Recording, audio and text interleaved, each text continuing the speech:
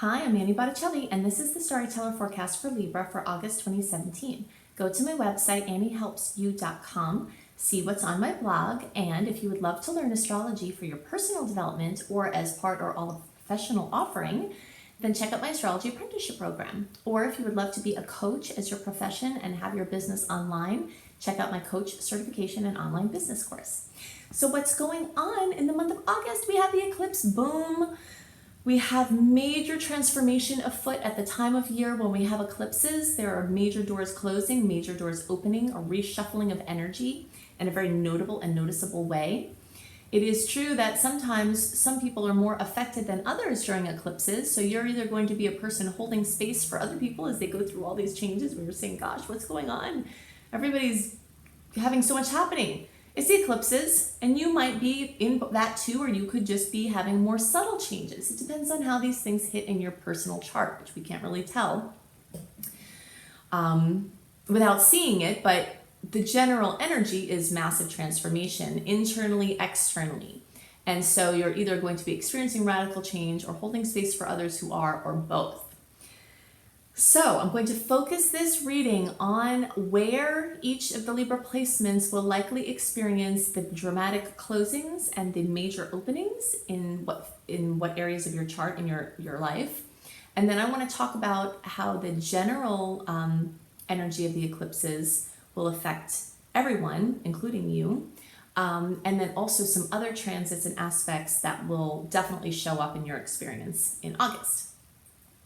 So when we have a lunar eclipse, it is a full moon in triplicate. So every month we have a full moon, there's a welling up. I always think of it as a shaking off, like a dog shakes off water. We shake off our emotional energy then. It's like a building, and then a shaking off. So when you have a full moon eclipse, it's that shaking off, that culmination, that fruition coming in triplicate. So there are dramatic closings, dramatic endings. And the early degree placements and some of the middle degree placements are going to experience those closings, those endings, those things coming to fruition, those dramas coming up to be dealt with in the house of children. So it could be your children, your own children, or ones you care for, or it could be a project that's like a child, or it could be a romantic interest. So pregnancy, conception, pregnancy, childbirth, child rearing, all of those things for projects, conception of the project, birthing of the project, managing of the project. Anything having to do with athleticism, acting, modeling, directing, hobbies, fun, romance. It's also called the house of true love. There's going to be something that closes in that field of experience. So a typical way I see this happen is maybe a child is graduating and then moving on to their next level of experience, or a child is potty trained and they're moving on to a whole different experience. These are common endings that occur with children and childhood that often match up with these eclipses. But they can be many other things related to children too, a pregnancy, something like that. Or some challenges with pregnancies, etc. So that's where the energy for the early and some middle degree placements is going to be coming to fruition. Many, many, many people will find out that they're having a baby, or that something for a project that they're developing is a go. This is like a culmination, something coming together, some big emotional news. And the emotional news is not always bad. It could be very good. It could be happy tears, bittersweet tears. When someone is getting the news that they're going to be a parent, there's like sadness for what their way of life before, and there's just, utter joy for the new energies coming in. And that's the energy that tends to be around a full moon, is this happy tears, but then sad tears, but then it's just overwhelming. It's emotional, it's very emotional. So some of the middle and then later degree placements will be experiencing this energy, this culmination, this closing out in the house of home. So that could be a situation with any family member, an ending with a family member. It could be an end to a dispute, or it could be a falling out, or it could be that a family member moves out, or that you move your home. This is very common when there's a lunar eclipse in the fourth house, that someone actually moves. They sell real estate that they don't live in, or they sell real estate that they do live in, or they move their house, that there's something that closes out in their home relationship. Sometimes it's somebody moves out of your house too. You know, it could even be a roommate. That's a closing or an ending in a home situation. But if you've been trying to sell a house, this could be the energy that ends that cycle. I've seen many a person who was trying to sell a house have it go under this eclipse, this type of eclipse placement. The fourth house also has to do with psychological matters, things that we experienced in childhood that tend to echo out into adulthood. So there might be a psychological thing that comes up as far as emotional connections to people and recognition of patterns that you're carrying that you've had for a long time. Sometimes you have that moment where you wake up and you think, wow, whatever is going on here, I've experienced this before, you know? And when you come to be aware that there are some common origins in your psychological history, you can make some breakthroughs. So this lunar eclipse could coincide with some major psychological breakthroughs. So the solar eclipse brings in new energy in triplicate. Sometimes it brings 3 new things. Sometimes it brings a very powerful 1 new thing. New openings, new beginnings, new opportunities, new chapters.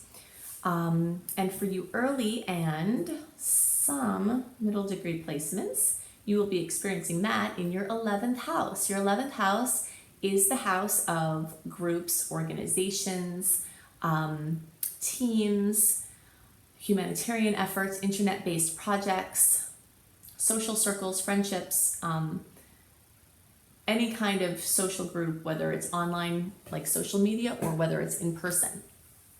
You could make a new friend or become part of a new group or start working on a team or start leading a team, teaching a team, you know, start a brilliant new internet-based project or a new chapter of an internet-based project. It's important to note that even though we've got this tremendous amount of new energy occurring on August 21st, when this solar eclipse at almost 29 degrees of Leo happens, that's also in Mercury retrograde. So there's going to be like a wink to the past or a nod to the past or something from the past coming back for newness, a relationship from the past, a current relationship that gets a new, energy put on it, or a new experience or a new layer put on it. If someone comes in out of the blue and they're new to you, or something comes in out of the blue, it might turn out to be a short-term stepping stone to something else. So if there's not really any problem with you, like let's say there's a group that opened up and you want to become a part of it. If you do that when Mercury's in retrograde, it's okay.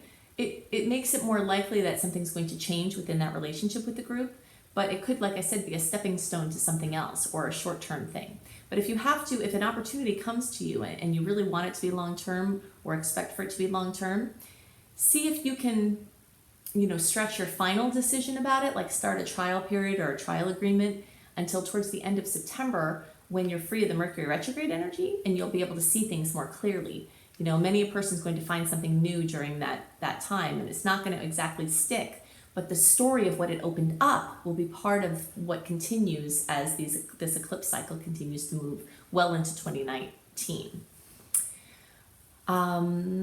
So for you, some of the middle and then later degree placements, this new energy, this new opening up will have to do with your 10th house, which is your work and your career. So it could be straight up just a new job.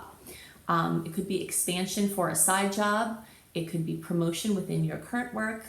It could be moving into a whole different division of work altogether.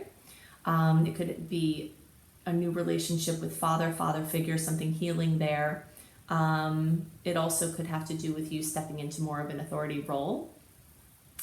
So lots of new opportunities for growth with how you walk in the world. I did have a question when I was starting to talk about how in the July horoscopes about if you think back to 2008 and 2009, see what life changes were occurring then, that might be telling of what areas of life will be affected by this eclipse cycle, because the last time we had a Leo Aquarius eclipse cycle was in 2008 through 2009. So there's definitely going to be some similarities between the areas of life activated at that time. So the question that I got, and multiple people asked this question, that's why I wanted to speak to it. was, since the market crash happened in that time, am I then saying that I think there's going to be a major market crash? So I think that it takes a lot of factors to create something as dramatic as what occurred in 2008.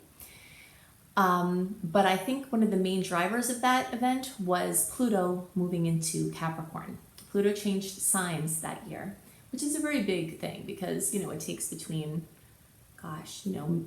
sometimes 20 years Pluto can be in one sign. It had been in Sagittarius from 1995 through 2008, and that's like 13 years, but it can be way longer than that. So the point is that when Pluto changes signs, it's a big deal. And major things happen. So like when Pluto moved into Sagittarius, that was the time when the internet was really starting to get going. And it had been invented in 89, but things really started to get cooking with it then. And so Pluto went through Sag and completely revolutionized international relations because that's what Sag rules. So then when Pluto got into Capricorn, it was completely revolutionizing capital markets, money, finances, markets of all nature, business in general. So I think that the crash and the correction, a lot of it came from Pluto moving into Capricorn, and it's still in Capricorn, and it's still working on that sector. But there are certain aspects of the Aquarius Leo polarity that I do think that we will be revisiting, and that has to do with the continuous restructuring of organizations, because Aquarius rules organizations, and when you have eclipses moving through a sign or a polarity, there's a restructuring of that energy individually and globally. So that restructuring of how large organizations do work, that's definitely going to be coming up. And then something else that also came up during that time was many people did what people told them to do, and that's how they were invested in stocks and housing, and then they lost everything. So that people started to rethink what people say they should do, and that again is Aquarius. This is like a societal norm. And Leo, the other end of the polarity, has to do with creative expression, living for one's purpose, living for one's creativity. So I think part of the lesson there was many people lived according to what other people told them they should do, and it didn't work out for them. So some people have started to look at it like, well, I'm going to live a little bit more for my life and my passion and myself.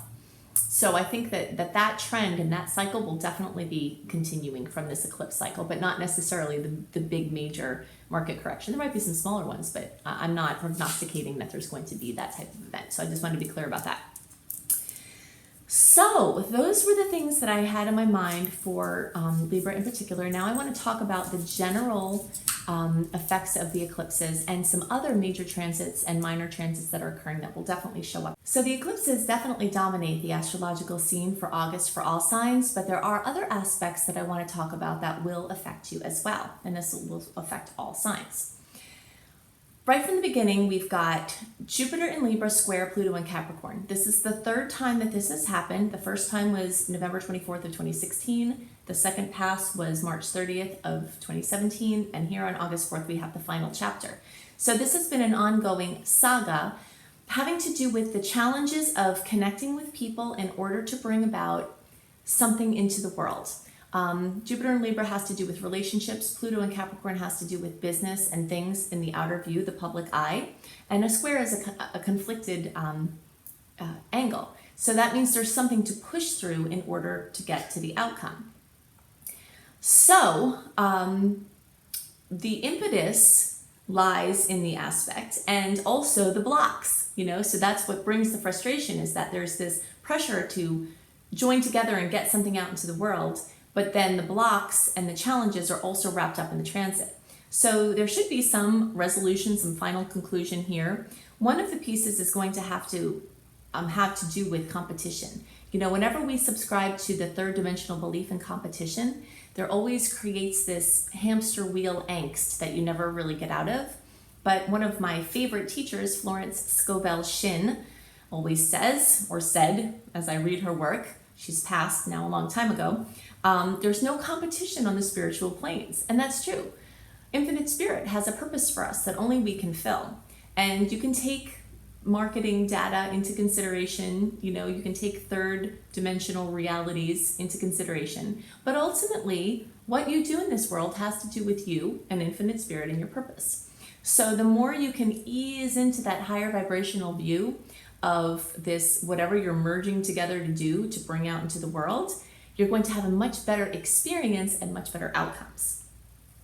So even though I give you the dates of these transits, remember that you can always have the possibility to feel the energies in a manifestation before or after that date. Okay, so don't hang your hat too heavily on the dates that I give you. So also important to note that I am giving you information about specific transits, as I always do, but you can get a more detailed write-up of the general transits that affect everyone when you sign up for my free email newsletter at anniehelpsyou.com. I send out a month early a written version of the summary of the energy of the month ahead, along with some highlights. If you have signed up for my newsletter already and you're not getting it, I send it out every month early, like clockwork, usually a month early. So if you're not getting it, it's probably going into social promotions, events folder or something like that. So check in there, spam, check in there and move it back into your inbox so that you can get them in a timely basis. Okay, so we talked about the eclipses at length as far as the individual effects for the signs, but we do have general effects for the eclipses as well. The first one is on August 7th. It's a full moon lunar eclipse at 15 degrees of Aquarius. We're moving along this continuum that started at the beginning of 2017 that has to do with a reshuffling of energy in the arenas of large organizations, humanitarian efforts, internet-based projects, teams, groups, friendships, circles, whatever kind of circles you find yourself in. That's all Aquarius. So some sort of reshuffling of energy. Some people will be focusing more in those realms, and some people will be focusing more on their own individual desires against the societal norms, which we'll talk about when we get over to the solar eclipse for later in the month. But this lunar eclipse is coming packing a lot of punch because the event also opposes Mars, which increases the likelihood of some sort of conflicted ending or a conflicted completion. Full moon eclipses tend to bring lots of drama, lots of emotion, and some sort of culmination, an ending or something coming to fruition. But with that aspect with Mars, it could be a conflicted ending. There's also a simultaneous nice aspect with Saturn that could bring very positive and strong foundation for present and future security. And there's an additional trine with Jupiter. Anything having to do with a wonderful aspect with Jupiter always is going to bring more enthusiasm, more hope, more faith, and expanded outcomes. So we've got some sweet aspects on the 10th and 11th and 12th. Then on the 12th and 13th, depending on which time zone you're in, Mercury is going to go into retrograde, and that will be at 11 degrees of Virgo.